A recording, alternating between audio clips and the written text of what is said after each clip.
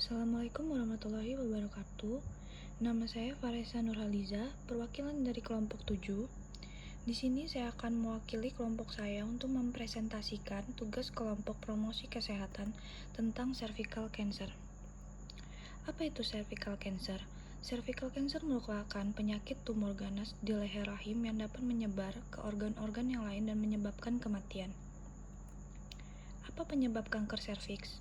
Kanker serviks disebabkan oleh human papilloma virus atau HPV.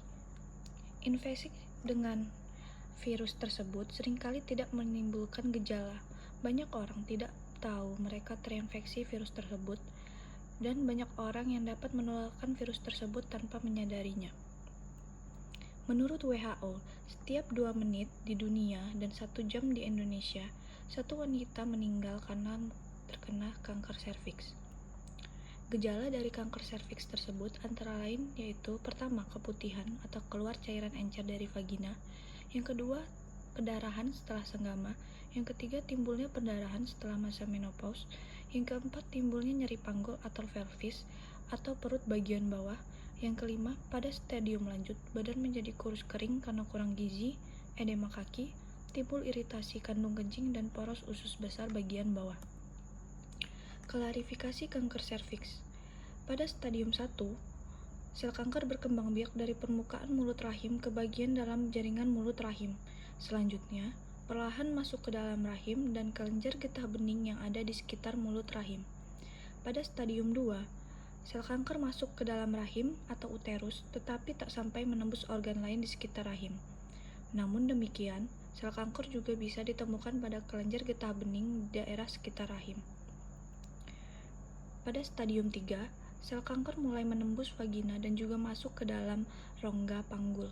Selain itu, sel-sel ganas tersebut juga bisa menyumbat ureter atau saluran yang mengalirkan air seni dari ginjal ke dalam kandung kencing.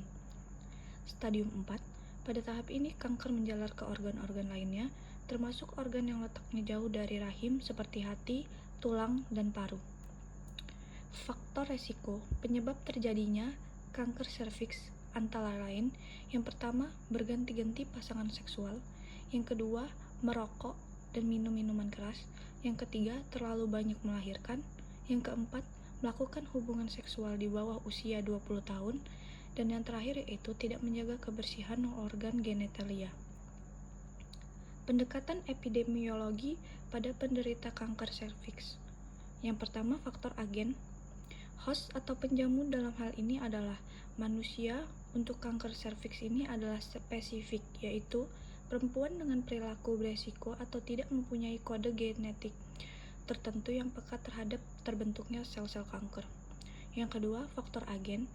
Yang pertama, agen biologis, antara lain virus, bakteri, protozoa, jamur, cacing, dan insekta. Yang kedua, agen kimiawi, dari luar tubuh atau zat racun, obat senyawa kimia, dan dari dalam tubuh, ureum, kolesterol.